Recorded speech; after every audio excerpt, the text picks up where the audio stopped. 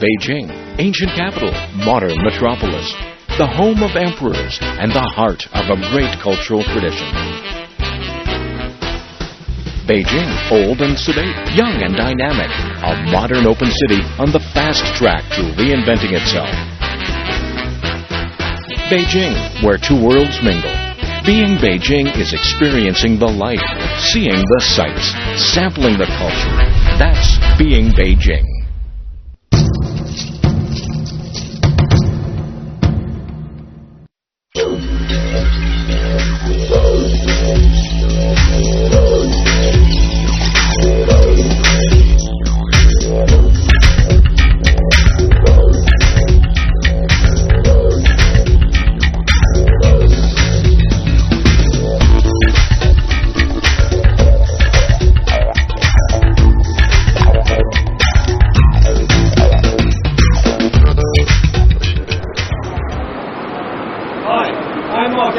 And welcome to TRAVELOGUE.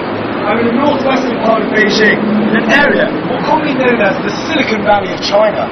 It's Zhongguancun, a technological haven where some of China and the world's largest IT companies reside. For most first-time visitors, Beijing is a wonderful surprise.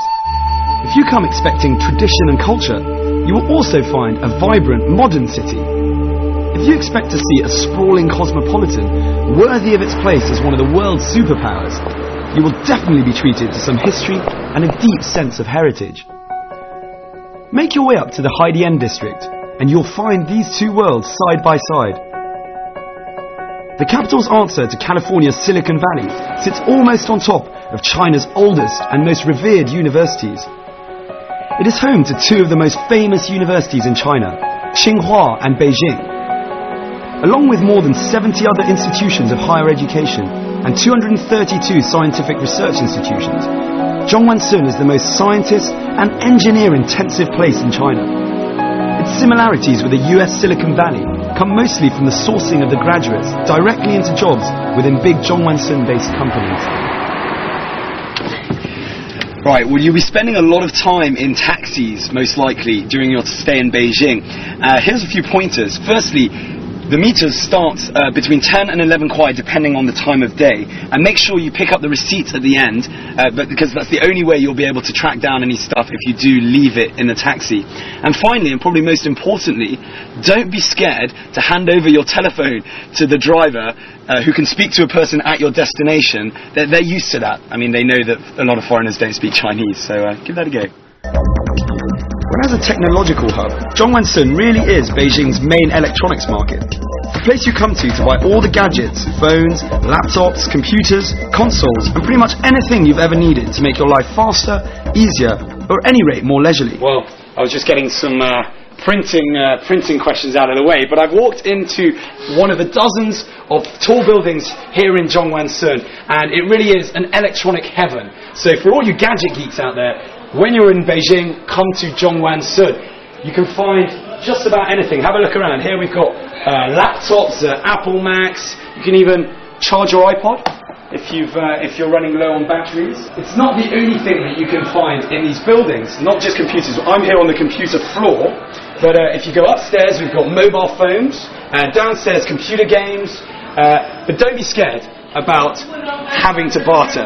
Not all of these shops make you come up with a price. For instance, here they give you the price. So this is the lowest. You can't go lower than that. You can't barter with them. But at least you know you'll be getting the price that you asked for. 10,999 kuai for this laptop. But if you do want to cut your bargaining teeth, there are many buildings where you can do that. At the end of the day, whether you're a budding amateur photographer, a weekend stay-at-home computer game nut, a gym freak who can't exercise without his iPod, or the average guy who just needs his laptop fixing, Zhongguancun is the place to come for all things electronic. Zhongguancun is where all you geeks and gadget lovers out there can take revenge for the countless weekends you've been dragged around the shops by your girlfriend. It's payback time. Well, I'm feeling a little peckish after a hard session of bargaining. And one of the great things about Zhongguancun is you'll always be able to find nice little restaurants directly next to the electronics stores. Very practical. That said, it does also provide good common ground on the culinary front. Like anywhere else in Beijing, you'll be able to find every type of food to satisfy even the pickiest of palates. I decided to try out a couple of places so that I could provide a more in-depth analysis of the food situation in this part of town. The things I have to do. First stop, a wonderfully intricate Chinese duck restaurant situated in the heart of Zhongwensun. This place follows the traditional basic layout of Chinese restaurants, with big tables in the middle, flanked on the sides by private rooms. You'll find that in Beijing, you often don't have to pay for one of these private rooms. Simply book in advance. This particular restaurant was unfortunately closed when I arrived, which is normal for the bigger eating establishments. They tend to stick to the 11 a.m. to 2 p.m. lunchtime schedule. That said, many of the smaller restaurants tend to be more flexible, with a sizable amount staying open 24 hours a day. No eating for now, though. I'll make a more desperate choice when my stomach starts munching on itself. Dear distinguished guests, welcome to Central Radiant Television Tower. The 405 meters elevator tower is the highest in Beijing. We will take you to the open air observation platform first, then go down 13 meters and lift to the Olympic. Next stop is the CCTV tower.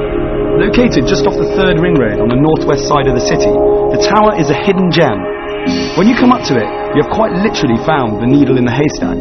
It's a bad pun on its appearance, but still. If this were any less of a city, with fewer attractions, I think the tower would feature much more prominently in tourist promotions. As it is, there are so many things to see in Beijing, especially of historical and cultural interest, that the poor old tower tends to get overlooked. But it's definitely worth it. Interestingly enough, having been up the Eiffel Tower, I get a very similar feeling when I reach the top of this one.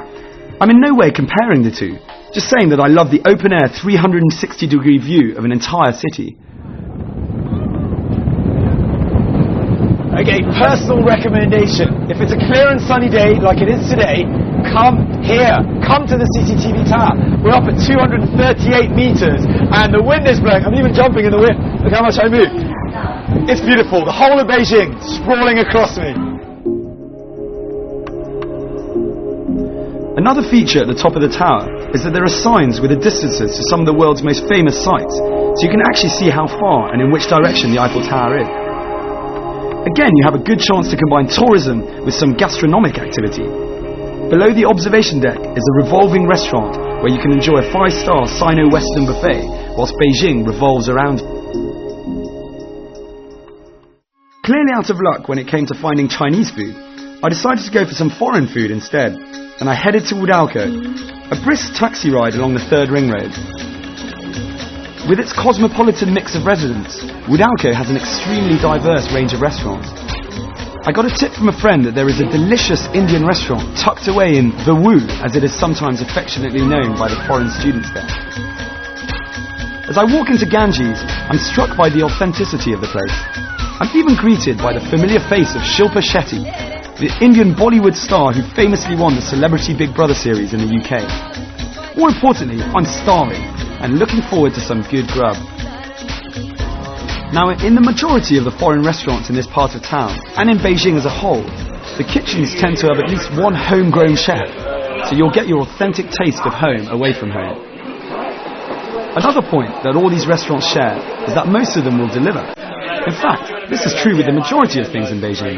From big restaurants to shops, passing by McDonald's, all these establishments are more than happy to deliver to your home, almost always for no added cost, although that depends on the proximity. Beijing is broken up by ring roads, so it's very easy to find your position according to these. Just think of it as one giant grid with the Forbidden City at its centre. There are sculpting in time cafes dotted throughout Beijing. This one, however, is special. That's mainly due to its proximity to the universities, as well as being on the outside of Huaqingjiayuan, a residential complex shared by foreigners and Chinese. This results in a place where people come overwhelmingly to study, but also to have a chat with friends or meet a language exchange partner. It's a cultural melting pot where it can really be said that East meets West. There's free wireless, so many people come here simply to check their emails.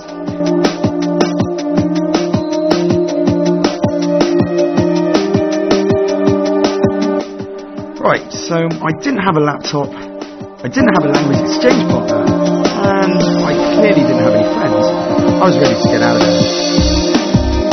However, just so I would have a point of reference, I decided to check out the adjoining cafe called The Bridge. Though very similar to the Sit Cafe, there's definitely a more foreign air to this place. Maybe less about practicing your Mandarin and more about enjoying a good cup of coffee or some decent food. It also has a lovely roof garden, which is a perfect place to come with friends on a lazy Sunday afternoon. I met a group that highlighted the mix of people that come here to relax. One was Spanish, another one was Norwegian, and the third was Chinese American. You'll find that the coffee shop area of Wudalco really is a hub of cultural exchange. Friends, teachers, students and travellers come for some good 24-hour Western food and drinks.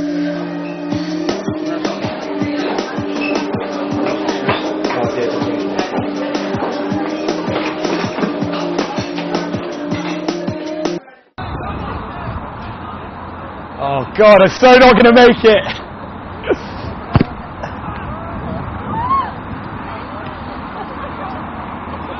Well, here we are. I'm actually invading the pitch right now. We've got a normal, everyday pitch on your right with football going on. That's not a surprise. So have a look behind, a couple of teams competing behind me. But the big surprise is that we've got rugby here. You're not dreaming. We've got rugby in Beijing. Two teams are playing right behind me. I'm going to come across so you can see them behind me. We have two teams. We have a Chinese team playing a foreigners team. So you see behind me some of the guys are just warming up before a big game against Longbang, the Chinese team. And it's actually a bit funny to be seeing some of the rugby here. Hey, welcome to TRAVELOGUE. Welcome to TRAVELOGUE. Welcome to TRAVELOGUE. Welcome to TRAVELOGUE. Welcome to TRAVELOGUE. Welcome to TRAVELOGUE. I'm sorry. Hi, TRAVELOGUE. Welcome to TRAVELOGUE. Welcome to TRAVELOGUE. Come on, the Argonauts! Right, I think it's good enough for me for the moment.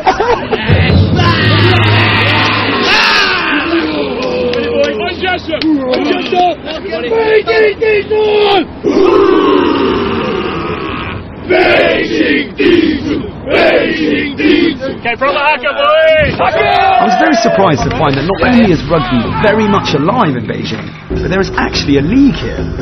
It consists of 5 teams of various nationalities. There is the Beijing Aardvarks, which is a student team made up of at least 10 different countries. There's also a Japanese side, a Chinese side, a team made up of Pacific Islanders, who I'm told are as friendly as they are big, and an older expat team. I hear that the Aardvarks Rugby Club has been around for over 10 years and prides itself on the diversity of its players' origins. Just in case you're wondering, the name comes from some bright spark over a decade ago, realising that the AA in Aardvarks would put it at the top of all alphabetical searches in magazines and such things. Who said rugby players were just mindless thugs?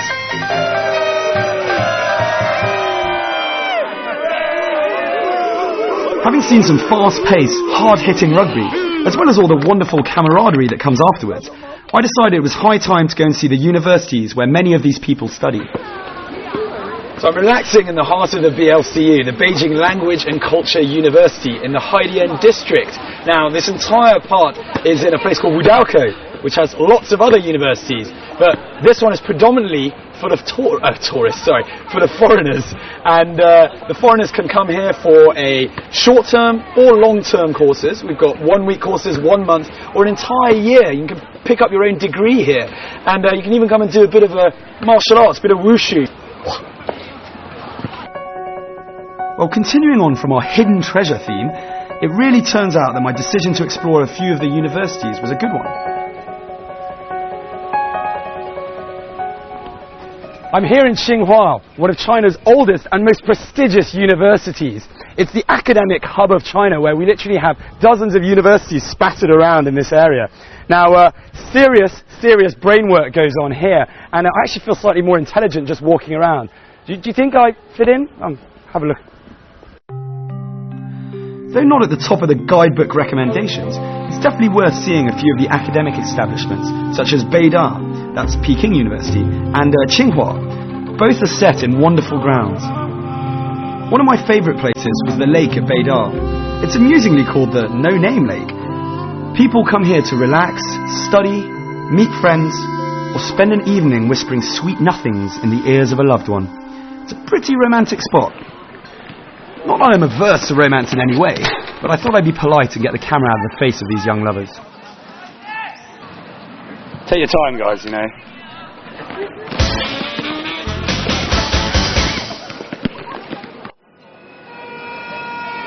As the main student area, Wudalco is renowned for cheap beer and late-night partying. So if drunk college kids are your thing, head there. I'm just kidding. It's a fun place anyway. Those are the characters for Wudalco, if you're wondering.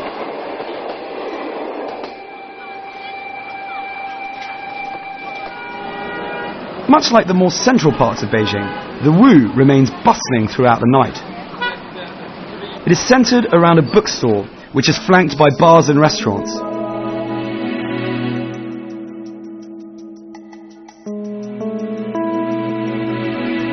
Well, in any case, I was done with books and technology for the day and was ready to hit the beers. Seeing as I was in the area, I thought it would be a perfect time to catch up with some friends. They happen to live right at the heart of Wudalco, so let's go! There are literally thousands of students from abroad who come to Beijing to study Mandarin. Some do this as part of an exchange program at their respective universities. Pippa, Lara, Gus and Lawrence are 4 such students who are studying at Beida and have come here on an exchange from Oxford University for a year. They very kindly let me snoop around their house for your viewing pleasure, so enjoy. In terms of rent, it costs them 13,000 renminbi a month. That said, they do live in a pretty luxurious apartment that's even equipped with a rooftop garden. Whatever happened to slumming it up as a student? But when you compare rental prices to Europe, 3,000 kwai a month each seems an absolute bargain. Definitely the kind of place I'd want to live in. Wow. Beautiful, beautiful rooftop balcony. Actually, wait, can we get a bit of light, see me? Actually, but don't focus on me. Go and check out some of the sights out there.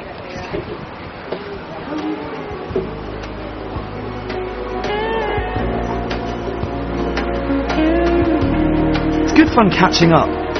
They rave about what a great opportunity this year has been and how living in this part of the city has been a really enjoyable experience. Anyway, that's all the time we've got for tonight. Big day tomorrow. I'm heading to a seriously big garden. I'm going to be up early, so just a few cheeky drinks for me.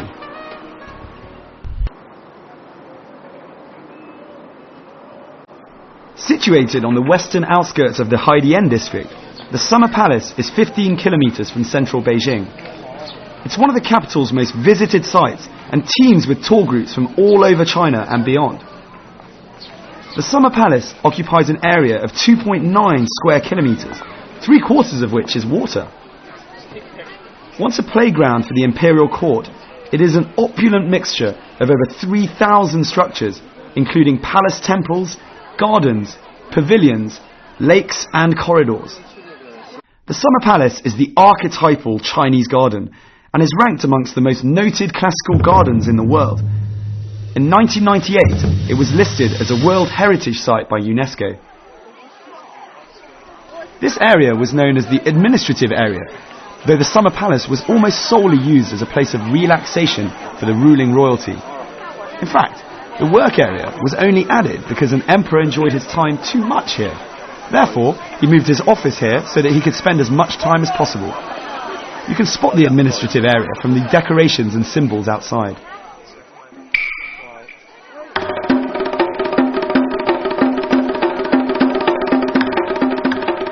On average, more than 30,000 people visit here a day, so don't be surprised to find big crowds right from the opening time at 6 a.m. up to the closing of the park at 9 p.m.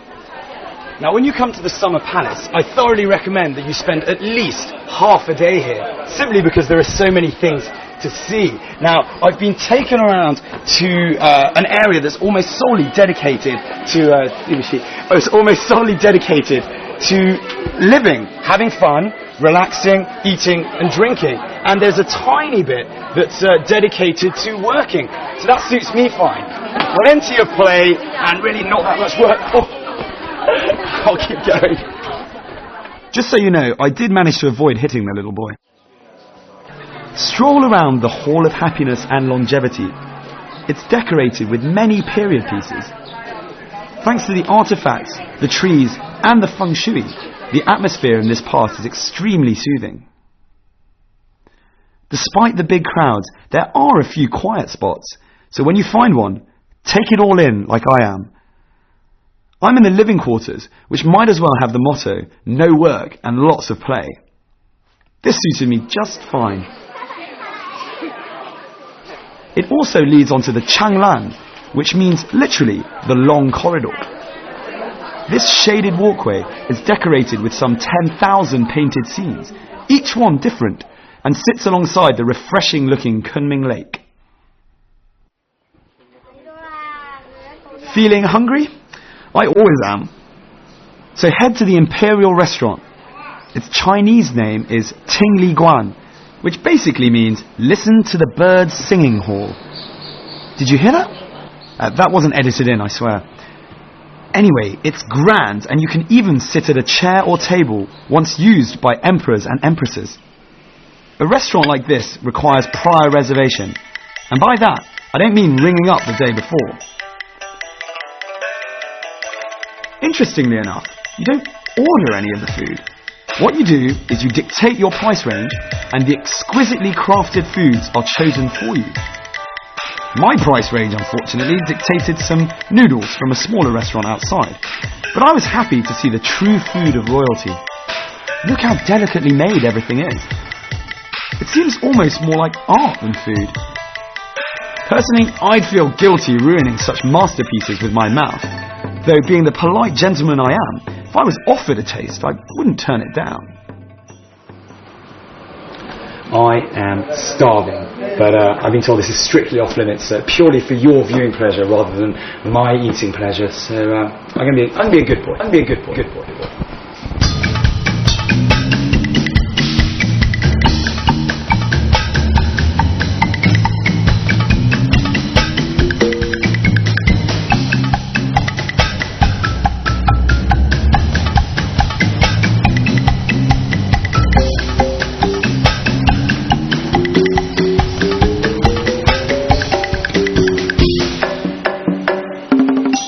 Okay, don't blame me for accidentally putting that piece of art into my stomach. I think it's safer there. The Kunming Lake is one of the main attractions of the Summer Palace. It can be explored by boat during the summer or skated over during the winter. Hire out a boat and you can lethargically spend a day on the water or explore the sights on the lake. You can hire out small two-man boats all the way up to large party boats. Don't miss the highly photogenic 17-arch bridge or the stunning Jade Belt Bridge. As there's so much to see in this area, don't fall into the trap of spending all your time on the water. Make your way up to the Buddhist Incense Tower. It's one of the best preserved and brightest parts of the Summer Palace. Above all, it's the highest, so for all you budding amateur photographers out there, do not miss this one. You can capture an entire area ranked amongst the most noted and classical gardens of the world.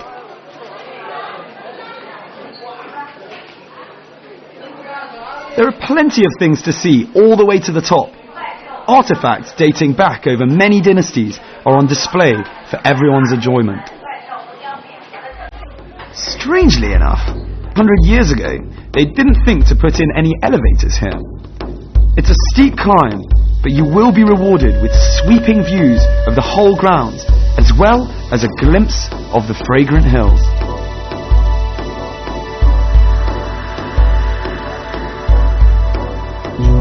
It's a perfect time to sit, catch your breath, and take in the beauty of this magnificent place. It's simply stunning. Like the icing on a cake, it was a perfect ending to a great day. Unfortunately, that's all the time we've got left today, but I really hope you've enjoyed our little insight into this part of Beijing, an area where tradition and modernity mix seamlessly together, where a rapidly increasing influx of foreigners can enjoy the fast-paced, technology-orientated focus of Zhongwansun, whilst also but a few kilometres away coming around for a stroll around the Summer Palace and witnessing tradition at its very best. I'm Mark Edwards, and I'll see you very soon on another episode of Travelogue.